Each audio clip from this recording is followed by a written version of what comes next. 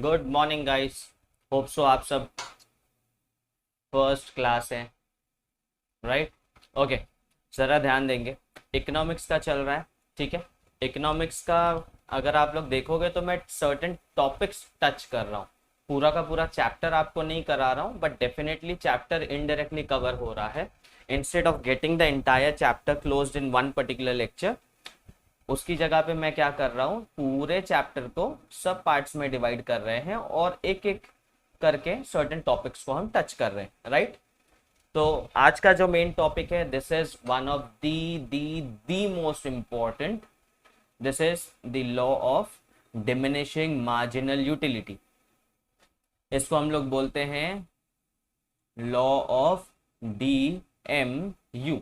और ये 99.9% टाइम आपके एग्जाम्स में आता ही है।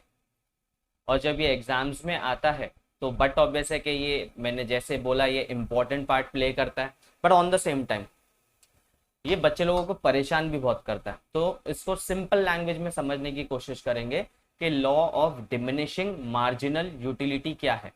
तो इस चीज को हम यहाँ पे law of diminishing marginal utility को देखेंगे। सबसे पहला क्या बोला है, ये लॉ फर्स्ट प्रोफाउंड किसने किया था? प्रोफाउंड का मतलब क्या हो गया? हु फाउंड, किसने फाइंड किया था?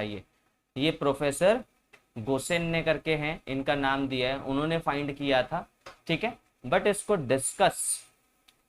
डिस्कस मतलब प्रोफेसर ने फाइंड किया, लेकिन इसके बारे में इतनी ज्यादा चर्चा नहीं करी थी उन्होंने, उस वजह से ये पॉपुलर नहीं हो पाया इनके समय पे। But on the same time पे इसी लॉ को मार्शल जी ने, that is professor Alfred Marshall, इन्होंने क्या किया, इन्होंने काफी विस्तार में डिटेल में डिस्कस किया था in the books of principle of economics. और ये काफी इंपॉर्टेंट है, ध्यान रखना है। प्रोफेसर एल्फ्रेड मार्शल का बुक क्या था? That is in the name of principle of economics. और ईयर क्या था? 1890, 80 के दशक में, 1890s में उन्होंने ये बुक बनाया था। और इस बुक के अंदर में उन्होंने ये लॉ ऑफ DMU प्रोफाउंड किया था, यानी कि बेसिकली एक्सप्लेन करने की कोशिश करी थी, ठीक है। और ये लॉ बोलता क्या है? ये लॉ बोलता है the law of diminishing marginal utility is क्या है? यूनिवर्सली, समझ में आया? यूनिवर्सली एप्लीकेबल, यानी कि it is what? Universal in character या नेचर, यानी कि ये चीज ऑलमोस्ट 99.9% लोगों के ऊपर एप्लीकेबल होता है। ये 0.1% कौन है? ये हमारे एक्सेप्शंस लोग हैं जिसके ऊपर ये लॉ नहीं चलने वाला है। बट 99.9% लोगों के ऊपर ये लॉ चलता है, इसलिए वो लोग ने बोला इट इज यूनिवर्सल, ठीक है। It is universal in character या यूनिवर्सल इन नेचर या it is universally accepted. It is based on what? It is based on the common consumption behaviour. कि एक इंसान को अगर आप देखोगे तो उसका एक कॉमन बिहेवियर होता है खाने का, पीने का, किसी भी चीज को कंज्यूम करने का। अब खाने का और पीने का वर्ड यूज किया, इसका मतलब ये नहीं जो आप फिजिकली यानी कि बैठ के खाना पीना जो खा रहे हो, इंजॉयमेंट कर रहे हो, किसी भी पर्टिकुलर चीज को यानी कि गुड्स को एंड सर्विसेज को जब आप कंज्यूम करते हो तो आप सबका, हम सबका एक यूनिवर्सल नेचर है। और वो यूनिवर्सल नेचर क्या है? कि जो कोई भी चीज हमारे पास में एक्सेस है, उसका वैल्यू हमको कम रहता है। और जो कुछ भी चीज हमारे पास में शॉर्टेज है उसका वैल्यू हमको ज्यादा रहता है। बराबर है ना? कि जिस दिन मेरे को प्यास लगा हुआ है और पानी मेरे पास नहीं है, उस टाइम पे मुझे पानी की कीमत समझेगी। But on the same time मेरे घर पे दबा के पानी आता है, यानी कि एक्सेस है, तो मुझे उसका वैल्यू नहीं है, मैं दबा के पानी वेस्ट भी करता हूँ। तो ये एक हर एक जन का यूनिवर्सल नेचर है, मार्शल ने ये कहा है। बराबर है? तो इस चीज को हम लोग देखेंगे। स्टेटमेंट टू द लॉ दिया हुआ है, मैं स्टेटमेंट के ऊपर में जरा फटाक से देखेंगे स्टेटमेंट में क्या बोलता है। क्या बोला है? According to professor Marshall other things remain constant. अब ये अदर, हाँ, ये अदर थिंग्स रिमेन कांस्टेंट का मतलब क्या है? अदर थिंग्स के अंदर में बहुत सारी चीजें आती हैं। अदर थिंग्स का मतलब हो गया जहाँ पे उसने बोला है आपका सैलरी होगा, आपका चॉइस होगा, आपका प्रेफरेंस होगा, लाइक होगा, डिसलाइक होगा, हैबिट्स होगा, ये सारी चीजों को उसने बोला है other thing. The reason behind कि मैं शायद से पहले 10,000 कमा रहा था, तो मैं 10,000 के हिसाब से क्या कर रहा था, कंज्यूम कर रहा था। बट इमेजिन ना कि मेरा अगर सैलरी 15 हो गया तो बट ऑब्वियस है कि मेरा एक्सपेंडिचर यानी कि मेरा स्पेंडिंग कैपेसिटी इंक्रीज हो जाएगा, और पहले जो चीज़ मैं प्रिफर नहीं कर रहा था आज के समय में मैं उसको भी प्रिफर करूंगा। तो ये क्यों हुआ, द रीजन बिहाइंड कि मेरा सैलरी चेंज हो गया, और सैलरी चेंज हो गया तो लॉ क्या बोलता है, कोई भी चीज़ आपके पास में जब ज़्यादा आएगा तो उसका वैल्यू आपको कम होगा। बट यहाँ पे मेरे पास में चीज़ उतना ही है, बट डिफरेंस क्या आ गया कि मेरा सैलरी में चेंज आ गया है, जिसकी वजह से वो चीज़ का अभी मुझे वैल्यू नहीं है, मेरा स्पेंडिंग कैपेसिटी इंक्रीज हो जाता है। इसलिए वो लोग ने बोला है कि अदर थिंग्स बीइंग कांस्टेंट, इन सारी चीज़ों को साइड रखते हुए लॉ को अप्लाई करना है। आगे क्या बोला है, द एडिशनल बेनिफिट, क्या बोला है, द एडिशनल बेनिफिट यानी कि जो एक्स्ट्रा बेनिफिट जो मैंने बताया था यूनिट 1 और यूनिट 2 वाला, कि यूनिट 1 पे 10, यूनिट 2 पे 18, तो एडिशनल बेनिफिट मिला था मुझे 8 का, राइट, याद है कि भूल गए, बराबर ना। यूनिट 1 के टाइम पे मुझे बेनिफिट मिला था 10, यूनिट 2 के टाइम पे मैंने जब कंज्यूम किया था तो बेनिफिट हो गया था 18, तो डिफरेंस कितने का आया, 8, यानी 10 प्लस 8, तो ये हो गया एडिशन इज इक्वल्स टू 18, बराबर ना। तो ये एडिशन बेनिफिट जो आया है ना उसकी बात कर रहा है, उसी को मार्जिन बोलते हैं ना। तो उसमें क्या बोला है, the addition benefit which a person derive from the given increase in the stock, यानी कि जो कुछ भी उसका इंक्रीज हुआ है, पहला इंक्रीज टोटल कितना था 10, दूसरा इंक्रीज कितना हुआ, इंक्रीज इन द स्टॉक, तो पहला मेरा स्टॉक था 10 का, अभी मेरा स्टॉक कितना है 18, तो इंक्रीज कितने का हुआ 8 का। तो इसी चीज को बोला है द क्या है, which a person derive from the given increase in the stock of a thing, thing का मतलब which can be anything, that can be goods और सर्विसेज, एनीथिंग, बराबर। विच किधर चला गया, हाँ, in the stock of a thing diminishes, क्या होता है, रिड्यूस होते जाता है, diminishes with every increase in the stock. अगली बार मुझे शायद से 18 की जगह पे शायद से मुझे बेनिफिट हो रहा है 25 का, तो अब यहाँ पे भी देखोगे 18 के बाद 19, 20, 21, 22, 23, 24, 25, डिफरेंस कितने का आया 7 का, तो अगली बार में भी मेरा क्या हुआ है, डिक्रीज हो रहा है। तो उसने बोला जैसे जैसे आपका टोटल स्टॉक इंक्रीज हो रहा है, यानी कि 10 से 18, 18 से 25, तो स्टॉक तो मेरा इंक्रीज हो रहा है, टोटल स्टॉक इंक्रीज हो रहा है, लेकिन किस लेवल से हो रहा है, डिक्रीजिंग लेवल से, रिड्यूसिंग लेवल से, डिमिनिशिंग लेवल से, समझ में आया। तो उसने इस चीज को ही बोला है कि कोई भी इंसान जब कभी भी किसी भी चीज को अपने पास में स्टॉक उसका इंक्रीज करता है तो उसका बेनिफिट उसको हर पॉइंट ऑफ टाइम पे डिक्रीज होता है, ठीक है, decrease in the stock that he already has. In other words, marginal utility that क्या है, any consumer derive from successive unit of a particular commodity goes on diminishing as he or his total consumption of the commodity increases. समझ में आया, diminishes as his or her total consumption क्या हो रहा है, increase, यानी कि एक सिंपल फंडा कि आपका कंजम्पशन क्या हो रहा है, इंक्रीज, एंड बेनिफिट डिराइव जो हो रहा है वो क्या होगा, हर लेवल पे डिक्रीज, डिक्रीज और डिक्रीज। समझ में आया, इसी चीज को समझना है तो सोचो ना, क्या आप लोग क्या है, एक मेहमान नवाजी में गए हो, जहाँ पे बारात में गए हो, खाना खाने गए हो, दूल्हे के साइड से गए हो, और भाई आप लोग सब बैठे हो, दूल्हे के घर वाले यानी कि दूल्हे के दोस्त लोग, और भाई यहाँ से सालियाँ लोग आ गई और तुमको जबरदस्ती कर करके खिलाए जा रही हैं, खिलाए जा रही हैं, खिलाए जा रही हैं, खिलाए जा रही हैं कि पहले खाओ एक रोटी, फिर दूसरा तंदूरी, तीसरा तंदूरी, चौथा tandoori.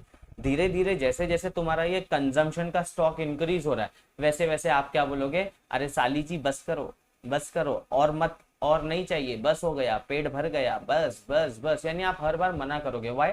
Because every increase in the stock आपके खाने की विलिंगनेस को उसको डिक्रीज करने वाला है, और यही चीज को तो मार्शल समझा रहा है। शायद से बारात वाला एग्जाम्पल तुमको समझा होगा, बाकी समझाओ या नहीं समझाओ मुझे नहीं मालूम। ओके, ठीक है, आगे बढ़ते हैं। इसी को हम लोग अजम्पशन ये सब बाद में करेंगे, पहले मैं आपको डायरेक्टली ग्राफ पे लेके जाता हूँ कि लॉ ऑफ डीएमयू कैसे वर्क कर रहा है।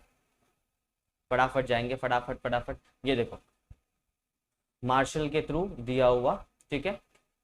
अब एग्जाम में जब आपको आता है तो आपको सबसे पहले द लॉ ऑफ डीएमयू, वो डेफिनेशन वो सब एक्सप्लेन करना है।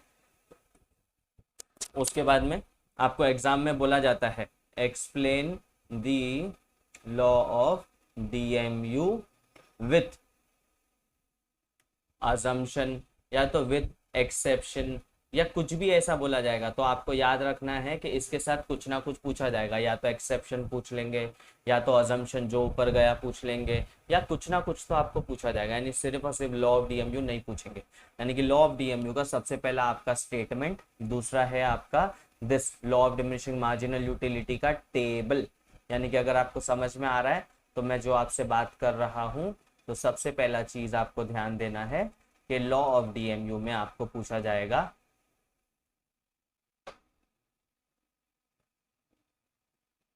लॉ ऑफ डीएमयू में सबसे पहला चीज है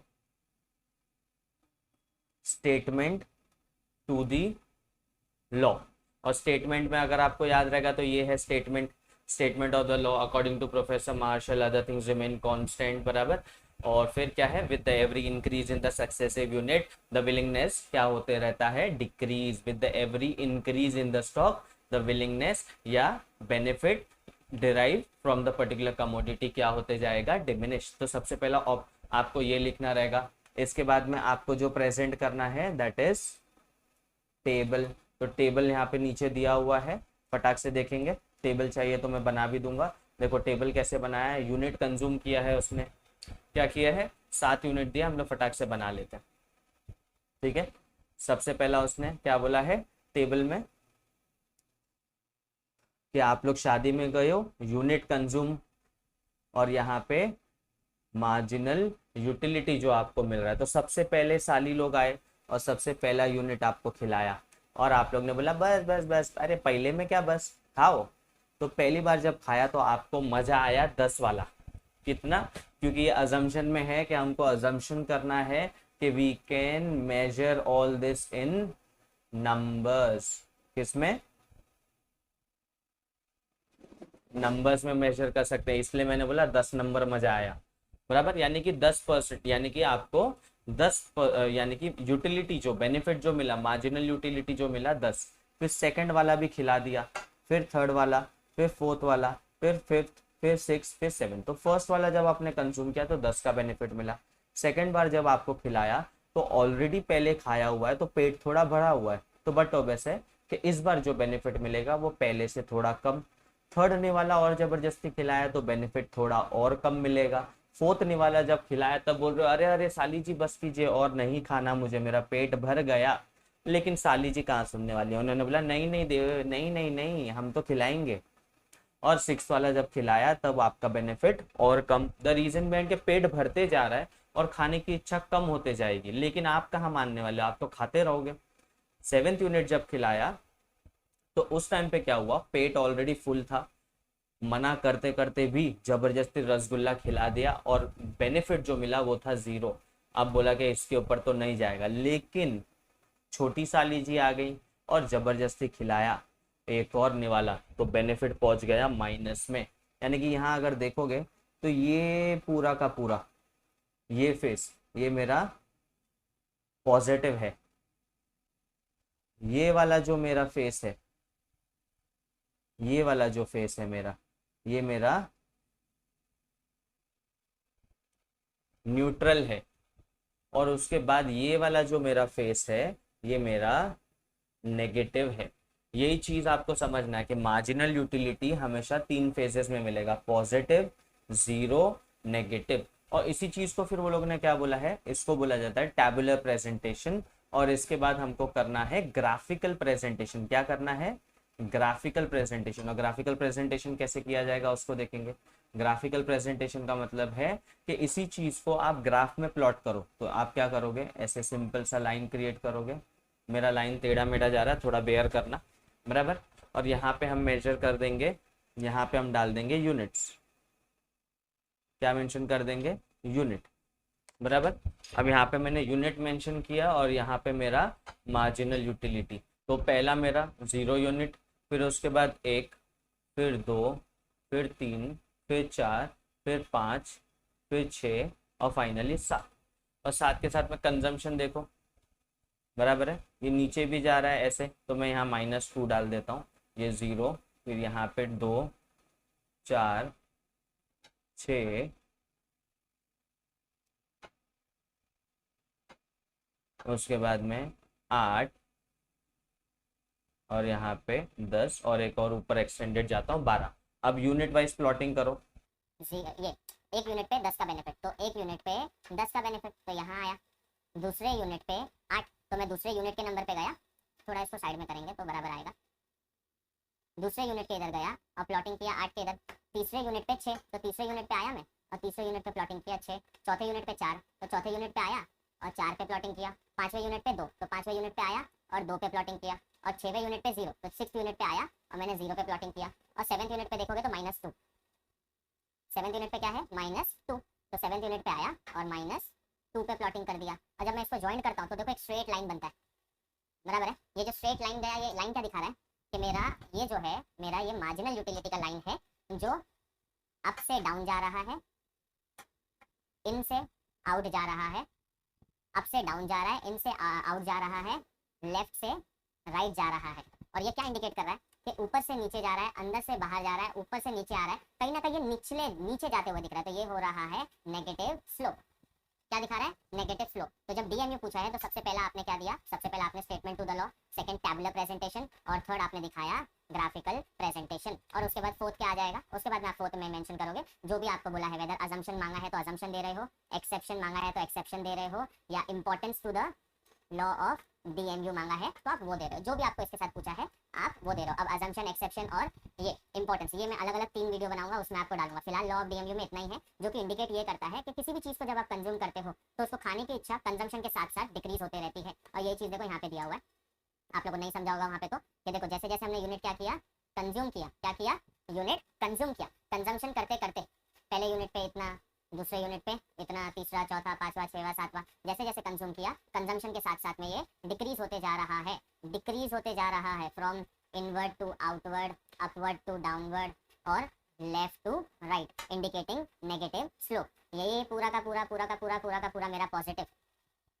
यहाँ पे जब मैंने 6th यूनिट पे टच हो गया, ये मेरा 0, और जैसे मैं 7th यूनिट पे आया, ये मेरा नेगेटिव। बस 3 ही चीज है जो आपको याद रखना है। The law of DMU can be positive, the law of DMU can be 0, the law of क्या बोलते हैं, डीएमयू कैन बी नेगेटिव। यानी बेसिकली लॉ का मतलब है marginal utility can be positive, 0 and negative. ये चीज आपको ऑब्जेक्टिव के हिसाब से भी याद रखना है। होप सो आपको समझ में आ रहेगा गाइस। प्लीज मेक श्योर कि आप जरा मेहरबानी करो, मेहनत कर रहे हैं हम तो थोड़ा हमको फल दे दिया करो उसका। Please like the videos, subscribe the channel. चलो guys, take care, bye bye everyone.